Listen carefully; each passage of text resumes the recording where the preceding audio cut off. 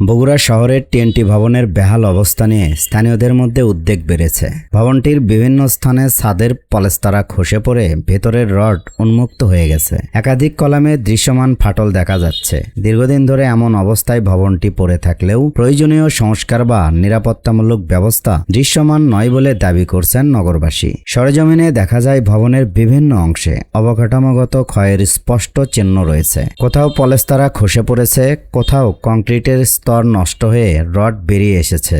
স্থানীয় ব্যবসায়ীদের আশঙ্কা, ভবনটির ক্ষতিগ্রস্ত অংশ থেকে যে কোনো সময় বড় আকারের কংক্রিটের টুকরো খসে পড়ে পথচারীদের ওপর আঘাত আনতে পারে। সবচেয়ে উদ্বেগের বিষয় হলো ঝুঁকিপূর্ণ এই ভবনের পাশ দিয়েই প্রতিদিন অসংখ্য মানুষ, শিক্ষার্থী, কর্মজীবী এবং বিভিন্ন ধরনের যানবাহন চলাচল করে। ফলে কোনো দুর্ঘটনা ঘটলে প্রাণহানির আশঙ্কা অনেক বেশি। স্থানীয় ব্যবসায়ী ও পথচারীরা জানান, ভবনটির অবস্থা দীর্ঘদিন ধরেই নাজুক, কিন্তু এখন পর্যন্ত সংশ্লিষ্ট কর্তৃপক্ষের পক্ষ থেকে সতর্কীকরণ সাইনবোর্ড, ঝুঁকিপূর্ণ এলাকা ঘিরে রাখা কিংবা জরুরি সংস্কারের মতো দৃশ্যমান কোনো পদক্ষেপ নেওয়া হয়নি। নগর পরিকল্পনাবিদ ও প্রকৌশল সংশ্লিষ্টরা দীর্ঘদিন ধরেই বলে আসছেন, কোনো ভবনের কলামের ফাটল, রড উন্মুক্ত হওয়া বা কংক্রিট খসে পড়ার মতো লক্ষণ দেখা দিলে প্রকৌশলগত পরিদর্শন প্রয়োজন। কারণ ভবনের প্রকৃত ঝুঁকির মাত্রা নির্ধারণ করতে বিশেষজ্ঞদের কারিগরি মূল্যায়নের বিকল্প নেই। এছাড়া বগুড়া ভূমিকম্পের তুলনামূলক উচ্চ ঝুঁকিপূর্ণ অঞ্চলের অন্তর্ভুক্ত হয় দুর্বল ভবনগুলোর নিয়মিত নিরাপত্তা মূল্যায়ন ও গুরুত্বপূর্ণ আরও